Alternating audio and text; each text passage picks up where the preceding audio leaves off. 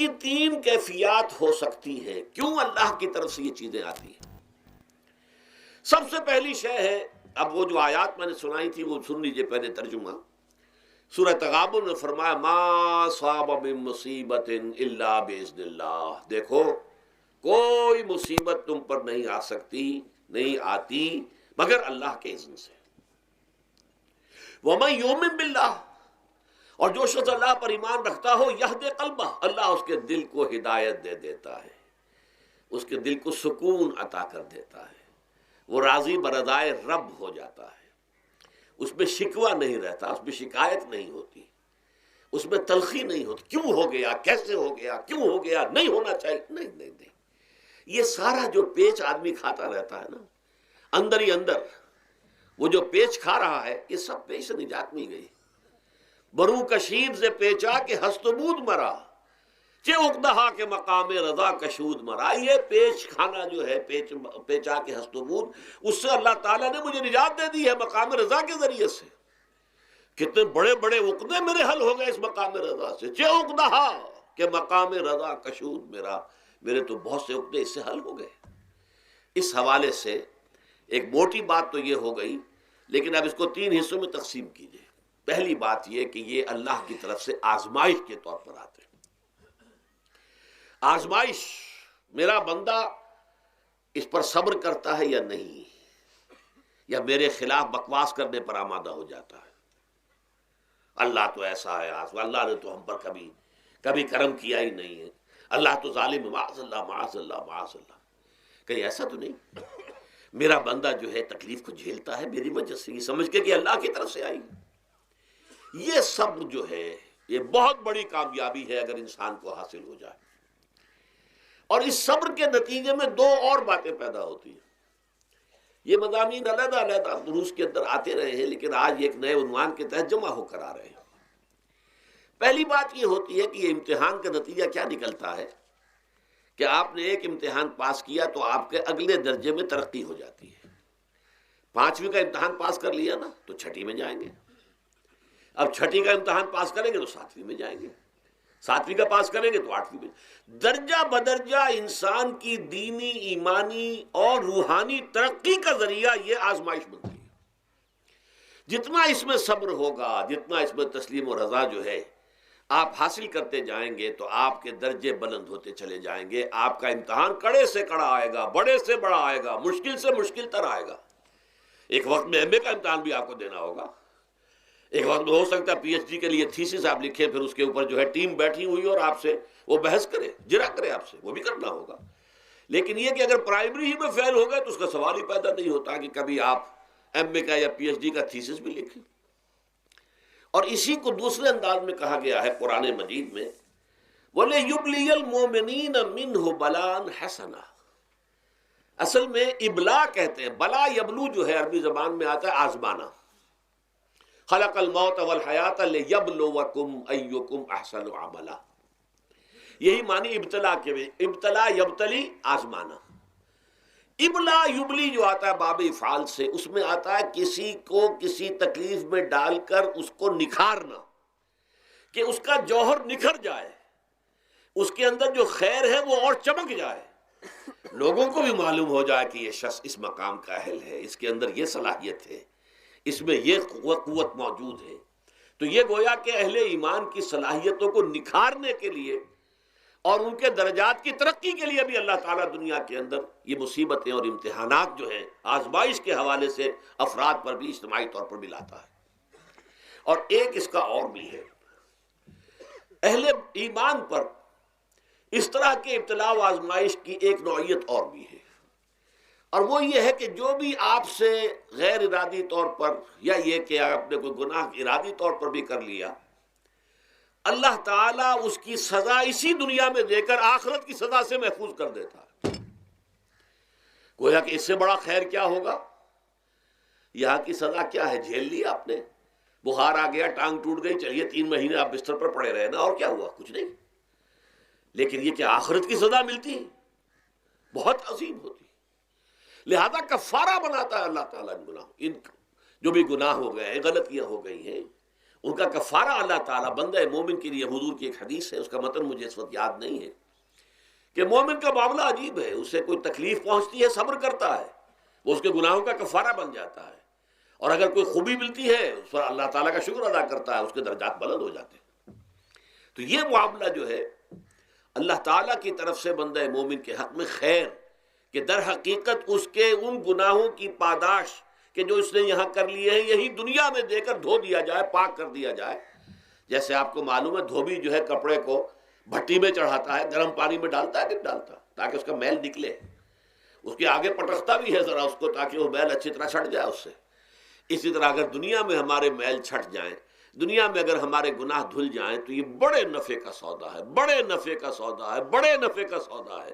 اس اعتبار سے آپ غور کیجئے کہ اگر یہ حقائق ہمارے سامنے رہے تو کیا کوئی تکلیف دنیا کی ہمیں بھاری محسوس ہوگی؟ ہمیں تو بتایا یہ گیا ہے کہ عسیٰ ان تکرہوا شیئا وہو خیر لکم وعسیٰ ان تحبوا شیئا وہو شر لکم واللہ یعلم وانتم لا تعلمون۔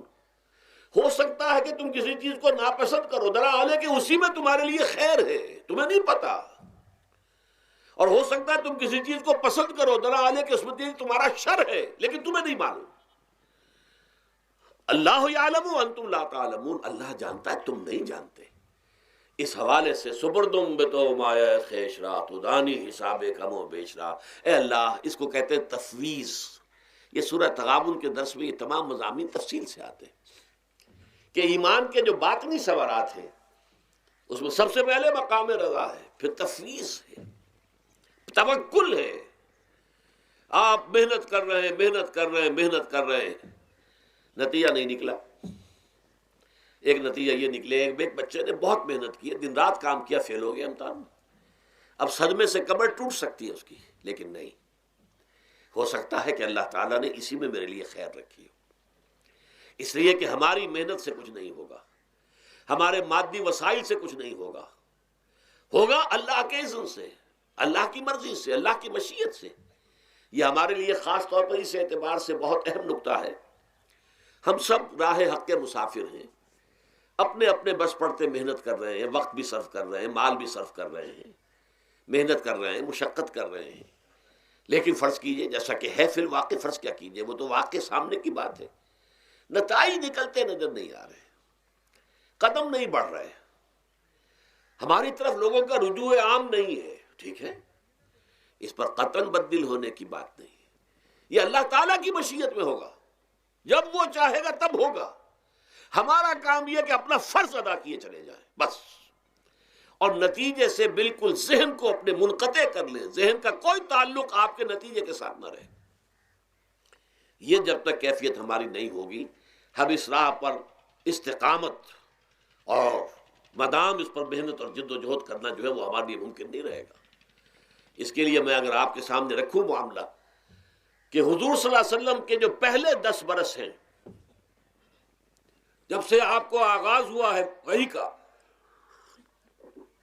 اس کے بعد سے پہلے 10 برس دن رات کی محنت، شدید مشقت، یہاں تک کہ اللہ بھی روک رہا ہے، نبی آپ اپنے آپ کو ہلاک کر لیں گے، لعلک باخع نفسک الا یکونوا مؤمنین، کیا آپ اپنے آپ کو اس صدمے میں ہلاک کر لیں گے؟ یہ ایمان نہیں لا رہے، اس قدر صدمہ۔ لیکن اس کے ساتھ یہ ہے کہ یہ نہیں ہے کہ نتیجہ نہیں نکل رہا تو کام چھوڑ کے بیٹھ جائیں، نہیں، معاذ اللہ، معاذ اللہ، نتیجہ نہ نکلے تو حضرت نوح علیہ السلام کی عمر بھی اگر حضور کی ہوتی 950 برس بھی حضور دعوت دیتے، آپ کا کام تھا، آپ کا فرض تھا۔ حضرت نوح علیہ السلام بھی تو آخر اللہ کے ایک بندے تھے، اللہ کے رسول تھے، 950 برس تک دعوت دی ہے۔ فَلَبِثَ فِيهِمْ أَلْفَ سَنَةٍ إِلَّا 50 عاما، یہ تو ہم مانتے ہی نا، اگر قرآن کے اندر نص قطعی صریح الفاظ نہ ہوتے کہ 950 برس تک رہے، ورنہ یہ بات سمجھ سے بالاتر ہے۔ عام طور پر معلوم ہوتا ہے کہ اس دور میں ابھی عمریں زیادہ تھی لوگ۔ بہرحال جو میں نے عرض کیا تھا کہ دکھ جس سے انسان متاثر ہوتا ہے، اس کی ایک قسم وہ ہے کہ جو ہمارے ارادہ اور اختیار سے باہر، اللہ کی مشیت سے، اللہ کے اذن سے، اللہ کی مرضی سے آتا ہے، اس کے لیے ہمارا کام صرف برداشت ہے۔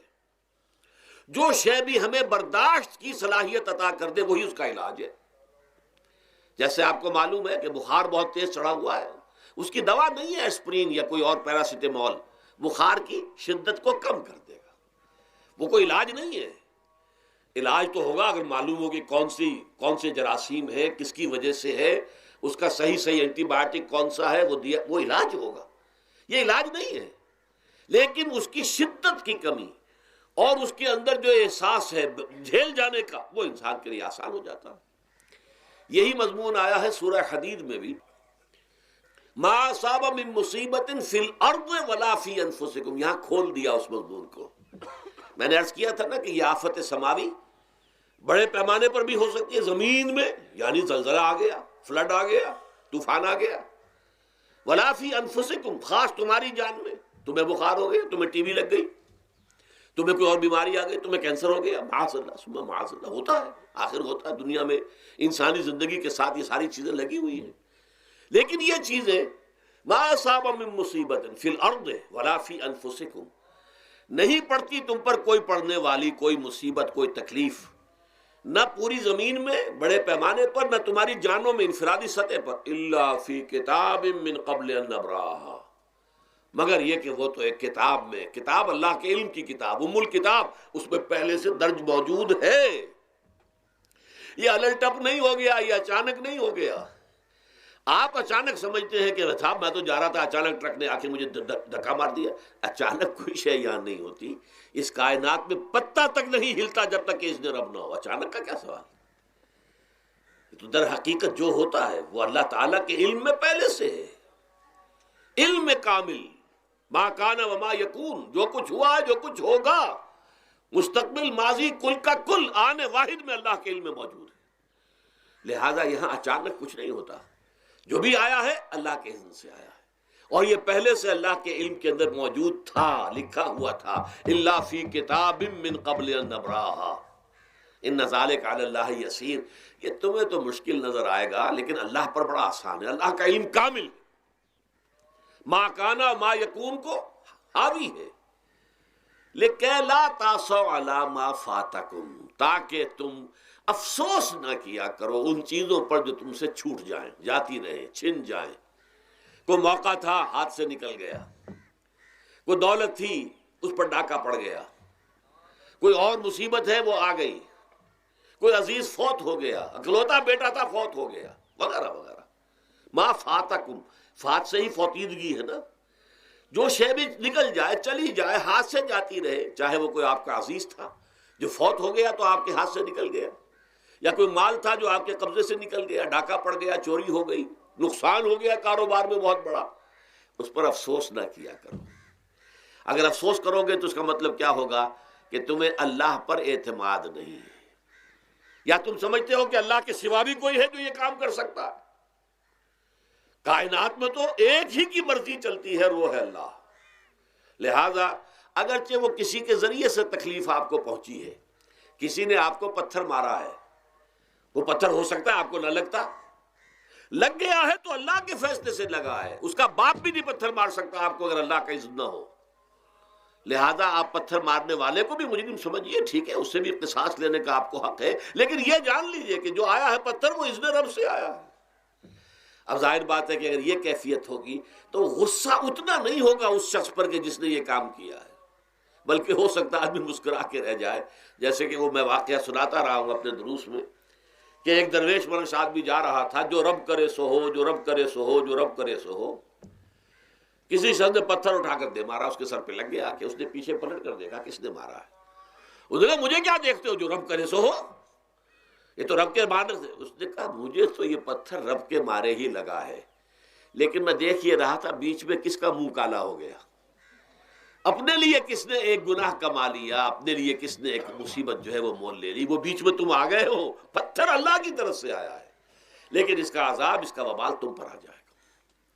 بہرحال یہ تو میں نے عرض کیا آپ کے سامنے، وہ چیزیں کہ جو آ جاتی ہیں، وہ تکالیف، وہ مصائب جو اللہ کی طرف سے من جانب اللہ ہے، اس میں آپ کسی کو مورد الزام نہیں ٹھہرا سکتے، وہ آپ پر آ گیا۔